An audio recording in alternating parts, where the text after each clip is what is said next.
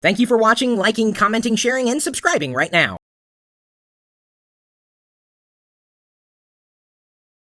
I enjoy when you send in your top 5 whatever, top 5 tips, top 5 suggestions, top 5 ideas, top 5 trends, top 5 anything related to technology or not. I mean, we still use the internet to share video suggestions back and forth with one another, can't we? You can email me your top 5. Chris@Pirillo.com is my email address.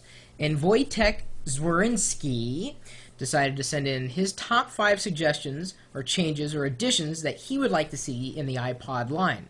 And as I was reading this, I started to think, well, I wonder how many other portable media players or MP3 players handle these well, if at all. I mean, even the Zune, I think, could stand to benefit from some of these ideas. So with that, here are the top 5 iPod improvement ideas.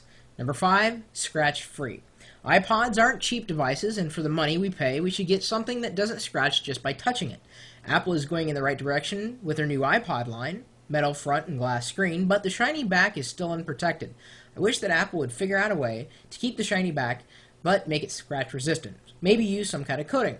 If Apple can't figure out a way to do that, they should at least ship iPods with the plastic sticker screens already on. Wasn't that shiny back? That was a Justin Timberlake song, I think. Number 4, flash drive-based iPod Classic. This holiday season, I want to upgrade to an iPod Classic from a first-generation iPod Nano. I want the Classic because it can play videos and it has a 2.5-inch screen, but I can't give up the benefits of having a flash drive-based player. If Apple would release an iPod Classic with a flash drive, it would be lighter, faster, the battery life would be much better, and it would be more durable than an iPod with a hard drive. A couple of days ago, I dropped my iPod Nano on a concrete with good force and nothing happened to it. If the same thing happened to a hard drive-based iPod, it would probably break. 32GB flash drives are out there, so why not make use of them, Apple? It's a very good question. Number 3, direct podcasts. It would be great if Apple would make iPods capable of downloading podcasts without a computer. Apple should make the cable with the Ethernet plug on one side and a 30-pin iPod connector on the opposite end. Then you can connect your iPod to the router or modem in the evening and have a fresh batch of podcasts in the morning.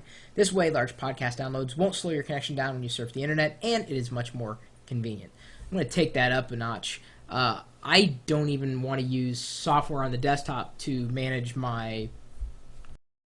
They should all be synchronizing by Bluetooth, including podcasts on demand. We're almost there with YouTube integration, but we'll see if Apple can finish the last mile with a few more firmware revisions. Number 2, Flash video support. Flash videos are everywhere, and the fact that you have to convert them in order to view them on your iPod sucks. I don't think there's any media players that support Flash, but if iPods did, it would be a big feature. Real Player 11 has a feature where you can, when you're watching any Flash video, you can download it. All you need to do is hover your mouse pointer over that video. A little button pops up saying, download this video. You click it, and it's done. I wish that Apple would do something as simple with iTunes. Then, all you'd have to do is click the button and sync. This would be faster, easier, and the video quality would be excellent as you're playing the original file. It's very true, although you have to be aware that Flash, while it now will support MP4, is very CPU intensive and would likely kill your battery quickly. Number 1, security authorization. Apple should make iPods authorize an accessory before using it. If you're asking why, here it is.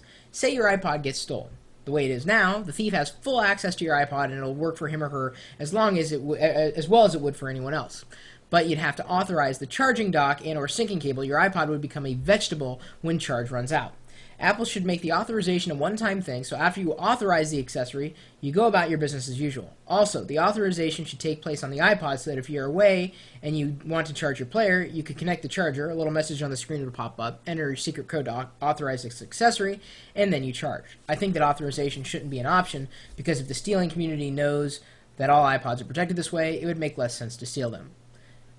I don't know if there's a stealing community necessarily, but I think his point is well taken. I think a little more security with this device would be helpful. Ponzi's lost a few of her mobile devices, and it would have been nicer to know that they were at least protected in some kind of fashion.